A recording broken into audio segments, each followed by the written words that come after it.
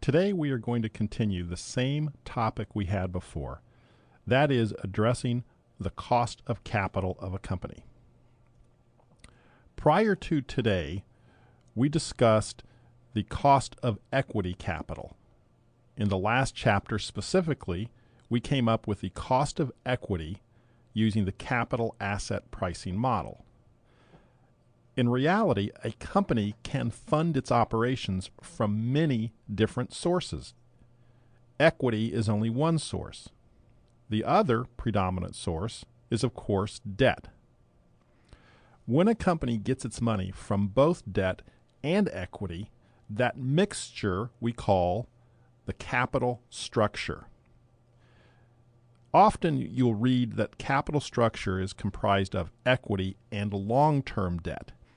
But that is not necessarily always the case. There are differences of opinions regarding whether you should include all debt or simply long-term debt. For most of this chapter, the authors use long-term debt as their definition of debt. The example that the text uses is one called Geothermal Incorporated. And geothermal has two different costs of capital. One cost of capital is debt, and the other cost of capital is equity. The debt is costing the company 8%, while the equity is costing the company 14%. In the last chapter, we actually addressed where that 14% comes from. In this course and in the last chapter, we said the source of the 14% would be the capital asset pricing model. The 8% comes from the cost of debt, specifically the yield to maturity on bonds. When we combine these, we get a company cost of capital. That company cost of capital will be a weighted average of how much debt and how much equity a company has. When we determine how much debt and how much equity a company has, we use the market values, not the book values. While you may look at the balance sheet, that will not provide you with the information you need to necessarily calculate the capital structure of the company. The capital structure, again, is the mixture of debt and the mixture of equity. In the example you see in front of you, there's 30% debt and 70% equity. This example doesn't tell you where that number came from. We will address that in the near future so you know how to calculate the market value of the debt and the market value of the equity. By the way, you've already covered that. We've had a number of ways of determining the market value of equity or stock, and we had an entire chapter on how to calculate the value of debt. What we will do is reuse those techniques that we've used in the past to come up with the numbers that you see in front of you. If we assume that the company cost of capital is a weighted average of the debt and the equity, we get a cost of capital of 12.2%. As you can see, it's 30%, which is the amount of debt, times 8%, which is the cost of debt, plus 70%, which is the amount of equity we have, multiplied by 14%, which is the cost of equity. The 30% and the 70% together must equal 100%. We call it a portfolio return, but that means the same thing as company cost of capital, because you can think of it in terms of you have a portfolio of debt and equity. The geothermal example provides you with a good illustration of how to come up with the total value or the total cost of capital of a company using the mixture of debt and equity. We normally don't call this the portfolio return. It often goes by a more common name called the WACC, WACC, which is the acronym for Weighted Average Cost of Capital. So If you look at this situation that we're currently examining, the Geothermal Incorporated case, you can see that we can replace the words portfolio return with weighted average cost of capital. But notice at the bottom that instead of an 8% cost of debt, we're now using a 5.2% cost of debt. The reason for that is that interest is tax deductible to a company. Therefore, we get to take as a tax deduction interest we pay to the government. If that's the case, we are not in fact paying 8%, we're paying less than 8%, because part of that 8% is a tax deduction. If we look at the formula for the tax deductibility of interest as it plays into the weighted average cost of capital, you can see that the formula would be R sub D times 1 minus the tax rate, with 1 minus the tax rate being in parentheses. So on the screen where you see 0.65, that comes from 1 minus 0.35. So what you might want to write in your notes is 5.2 equals 8 times, open paren, 1 minus 0.35, close paren. That's how you arrive at the after-tax cost of debt. The weighted average cost of capital is what we expect to earn on a portfolio of bonds and equity.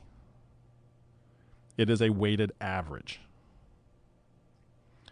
Sometimes we refer to this weighted average as the return on assets, because in theory, the assets in which we are investing should earn at least this amount of money. We then get back to the internal rate of return rule, or the rate of return rule that we talked about before, that says we accept projects where the internal rate of return is above our required return. And in this case, the required return on our assets is the weighted average cost of capital. At the bottom of the screen, you can see the weighted average cost of capital without the tax implications, but we simply call it the return on assets. Now you can see a formal presentation of the after-tax cost of debt, the same formula that I mentioned previously. Now this slide has a very elaborate set of formulas that are very important to understand. Let's start in the middle with V equals D plus E. V is the value of the firm, the total firm, which includes both the debt and the equity. We sometimes call this total firm value, and sometimes we call it enterprise value, and sometimes we call it company value. But this is the total value of the company. Sometimes people get confused because when we talk about the value of a company, normally we are referring to the equity only, not the equity and the debt. In reality, the total value of the company is both the debt and the equity. When you go to purchase a company, you normally consider purchasing the equity, so that's why we tend to think of that as the value of the company. In fact, that is not correct. The debt, referred to as D, is again a market value. We get that number by discounting the coupons and the par value of the bonds at the yield to maturity. This was covered in a previous chapter. We will again be addressing the issue of valuing debt in this chapter, since it's a component of the weighted average cost of capital. The equity we've also addressed before, and that is the market capitalization of the company. That is determined by the number of shares times the price per share, That gives you the equity value.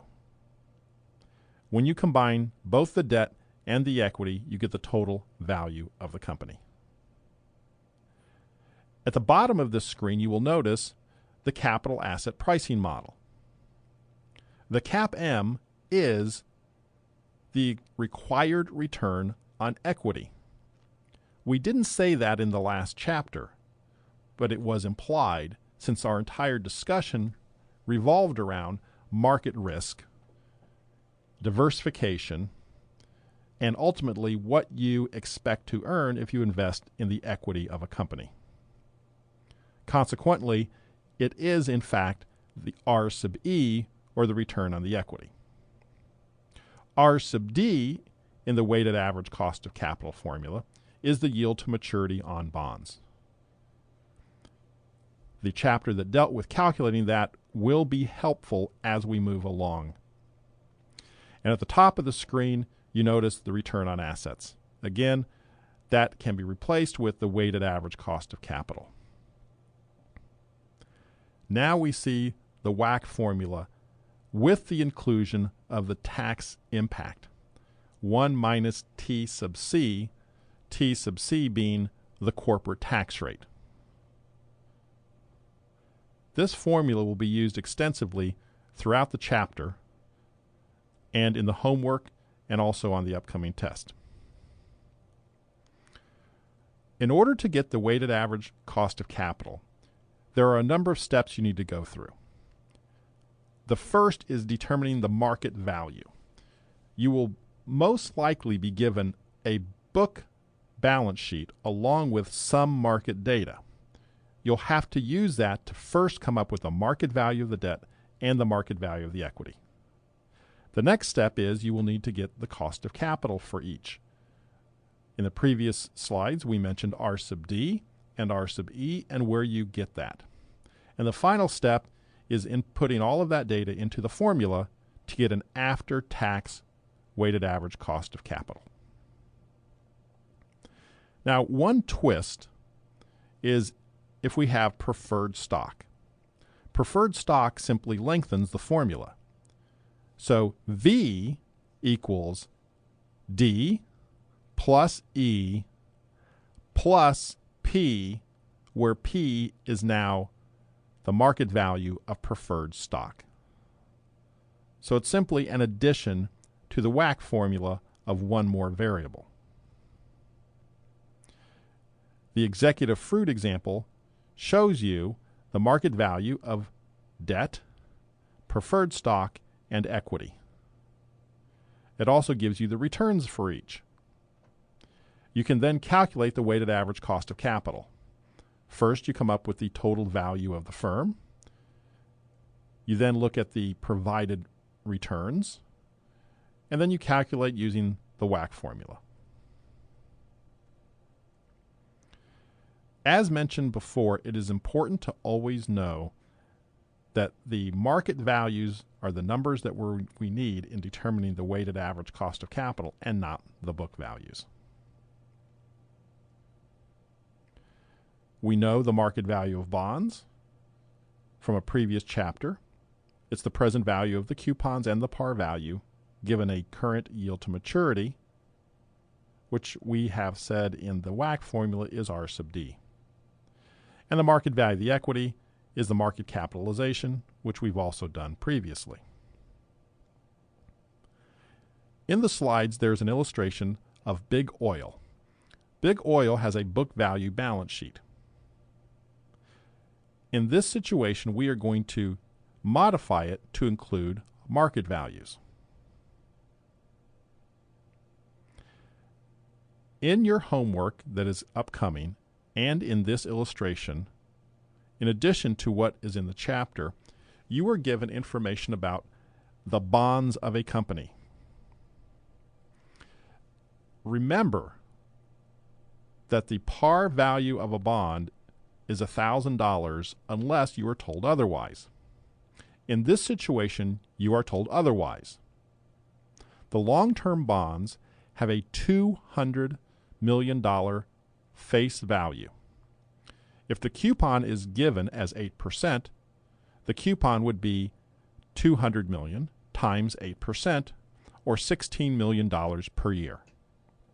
So when determining the value of the long-term bonds, the coupon payment is $16 million. The par value is $200 million. The yield to maturity is given as 9%, and the maturity is 12 years.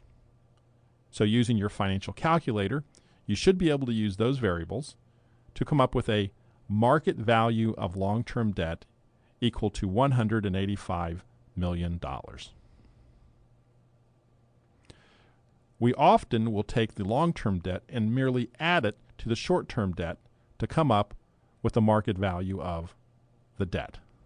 In this case, the $185.7 million that we just calculated is added to the short-term debt of $200 million to come up with a total market value of $385.7 million. The common stock is not illustrated in this slide, but the final result is. So the number of shares times the price per share would be $1.2 billion. If you need the details behind where that number comes from, the Big Oil example is taken directly from the textbook, and you can look at the number of shares times price per share provided in the textbook. Here we re-emphasize what was mentioned earlier, stating that the return on debt in the WACC formula is merely the yield to maturity on bonds, and the cost of equity comes directly from the CAPM formula. Giving you more data on the continuing example of Big Oil, we now want to calculate the WACC. The cost of debt was already given as 9% in determining the yield, the price of the bonds. Now we are given the beta of the company of 0.85, the risk-free rate of 6%, and the market risk premium of 7%. Remember, the 7% is not the return on the market, it's the market risk premium. So using the CAPM formula, we arrive at a cost of equity of 12%. Using the weighted average cost of capital formula, we now can determine the WACC of 10.5%. The information from this calculation is derived from the yield to maturity, the cost of equity, and the weights from the prior slides, which showed 75.7% in stock and 24.3% in bonds. If you want to also arrive at a cost of equity using market data, we can go back to the formulas we had previously in the stock chapter and refer to the dividends as a percentage of the stock price plus the anticipated growth. This is another method for getting the R sub E if you don't have access to capital asset pricing model data. This approach uses market information to reverse engineer the cost of equity. That is brought up because the same technique is used, or I should say a similar technique is used for the cost of preferred stock. So when you're determining the cost of preferred stock, you can use the formula price equals dividend over the interest rate. Given the dividend and given the price, you can reverse engineer the cost of preferred stock. This slide illustrates a series of companies' weighted average cost of capitals. These are the same companies from the previous chapter where we were given the expected return on equity associated with a specific beta.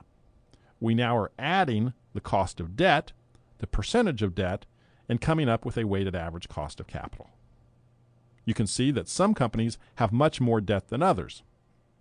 This has to do directly with the amount of fixed assets. A company like Ford has 62% debt. Why? Because Ford has massive amounts of machinery and equipment and factories in order to produce automobiles. At the same time, a company like Amazon only has 2% debt, and Google only 1%. These organizations do not have nearly the quantity of physical assets, and they do not need those assets to produce the goods and services they provide. So when we're looking at the weighted average cost of capital, what we're looking at is a mixture of the debt and the equity of a company. The debt has its own cost, and the equity has its own cost. But in addition to that, we can also measure the risk of the company using the concept of beta introduced in the last chapter. In reality, a company has a beta that is also a mixture of debt and equity. We can use a modified version of the weighted average cost of capital formula to arrive at a weighted average beta, which we can call the beta of the assets. Now, the last topic involves valuing a company. We have done this before using various cash flows. We've valued bonds and stocks and entire projects. And the formulas that you see in front of you for the Concanter Manufacturing Company is another version of that. However, what we're doing is we're simply changing the numerator and calling it free cash flows, and changing the denominator and calling it the WACC. But here is a very important difference. The free cash flow is net income plus depreciation plus interest expense. Because if you think about it, the value of a company represented by V from our previous slides includes both debt and equity. Net income plus depreciation is the cash flow to equity. Interest is the cash flow to debt. So when you combine those two cash flows, you get what's called the free cash flow, which is the cash flow to both the debt and the equity holders. If that's the numerator in the present value formula, then the denominator needs to be the WACC, because the WACC includes both the cost of debt and the cost of equity.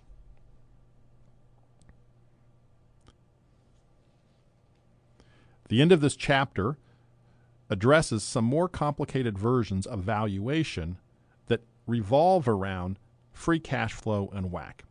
It would be extremely beneficial to read that section of the chapter because it can be confusing when we include both debt and equity in the final calculation. So that's the end of this chapter. In class, we will review the homework associated with this material.